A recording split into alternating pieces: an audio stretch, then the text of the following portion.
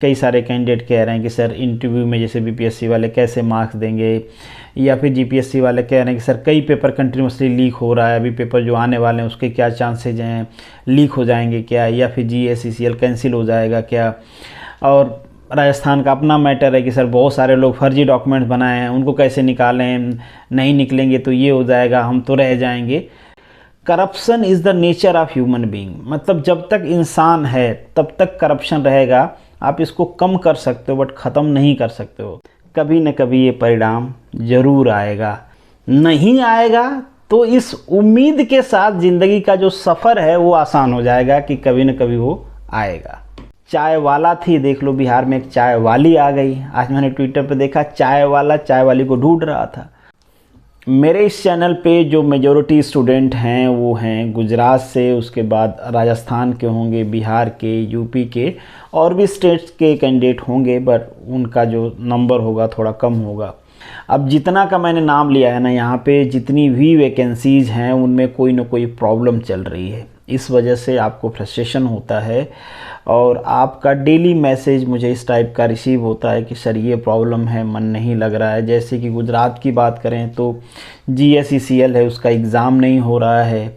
जो जीपीएससी है उसमें जो असिस्टेंट इंजीनियर की पोस्ट आई है, जीडब्ल्यूएसएसबी की बोलें या जीएमबी की बोलें, उसकी कोई अपडेट नहीं आ रही है। ये उसका बेसिकली शेड्यूल के हिसाब से देखें तो इंटरव्यू का टाइम चल रहा है, बट स्टिल अभी रिटन एग्ज़ाम का कोई नहीं है। बाकी जो वैकेंसी उनकी कोई अपडेट नहीं है, तो इस वजह से कैंडिडेट परेशान है। मैसेज डेली उनका आता रहता है। राजस्थान की बात करें तो वहाँ पे कोर्ट केस का मैटर चल रहा है, तो उससे फ्रस्ट्रेशन है। कई सारे लोगों को ये फ्रस्ट्रेशन है कि सर 2014 से प्रिपरेशन कर रहे हैं इस जॉब की, एमबीएसआई की, बहुत टाइम बाद आई है, क्या होगा, कितने पे कट ऑफ जाएगा, फिर केस का क्या होगा, ये सारे प्रॉब्लम हैं। बिहार पे इसके पहले मैंने डिस्कशन भी किया था, जो इंटरव्यू वाला मैटर था कि इंटरव्यू में थोड़ा हेरा फेरी चल रही है। पेपर लीक का मैटर गुजरात का है, बेसिकली कई इश्यूज़ आए हैं पिछले बार। तो ये सारी प्रॉब्लम हैं, इसके वजह से मुझे डेली पर्सनल मैसेज रिसीव होते रहते हैं आपके इश्यूज़ का। अब मुझे रिग्रेट तो ज़रूर है कि आप लोग दुखी होते हो, जिसके वजह से आपका टाइम ख़राब होता है, स्टडी ख़राब होती है, फ्रस्ट्रेशन होता है, मेंटल डिसेबिलिटी आती है।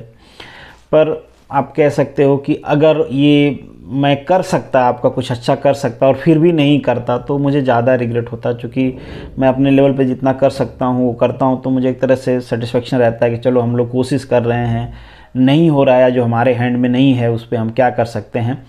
तो आज मैं यही सजेशन आपको भी दूंगा कि जो चीज़ें हमारे हाथ में नहीं होती है, शायद हम उसको बदल नहीं सकते, अभी के लिए हमारे हाथ में नहीं है, तो उसके बारे में सोच के, जैसे कि कई सारे कैंडिडेट कह रहे हैं कि सर इंटरव्यू में जैसे बीपीएससी वाले कैसे मार्क्स देंगे, या फिर जीपीएससी वाले कह रहे हैं कि सर कई पेपर कंटिन्यूसली लीक हो रहा है, अभी पेपर जो आने वाले हैं उसके क्या चांसेज हैं, लीक हो जाएंगे क्या, या फिर जीएससीसीएल कैंसिल हो जाएगा क्या।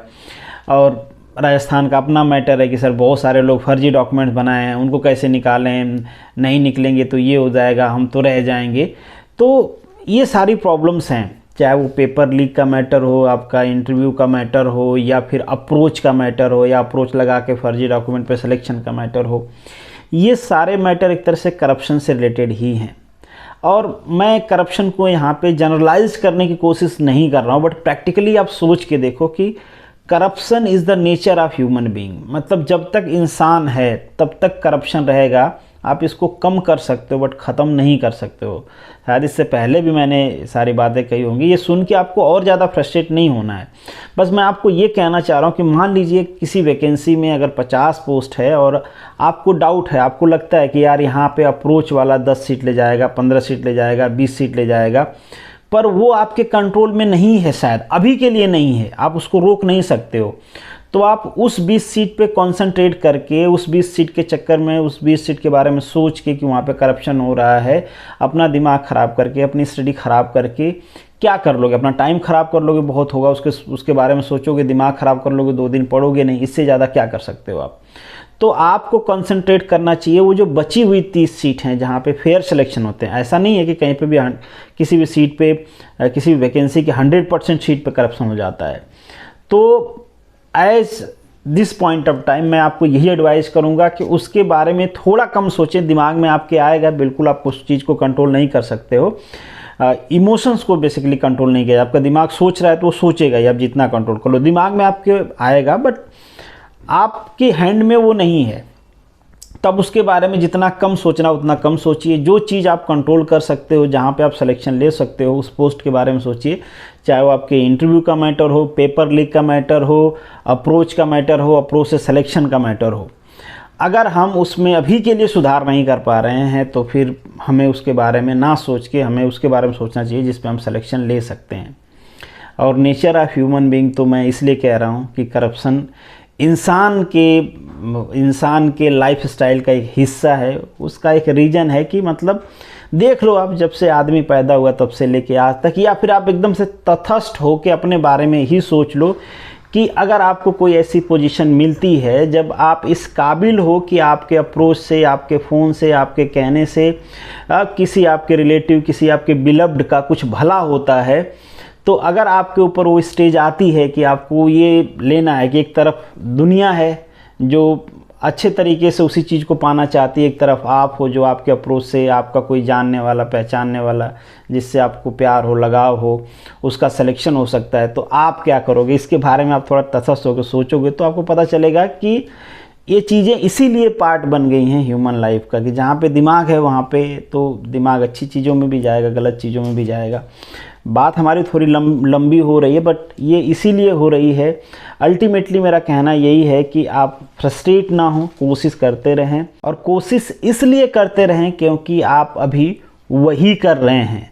अगर आप कोशिश करने गए हैं और कोशिश ही नहीं करेंगे, फिर इस फील्ड में आने का मतलब क्या है? जिस दिन ये लगे कि नहीं अब हमसे नहीं हो पाएगा, उस दिन छोड़ के कुछ और ऑप्शन देखिएगा। दुनिया में बहुत सारे काम हैं, सरकारी नौकरी के अलावा लोग कह ही रहे हैं।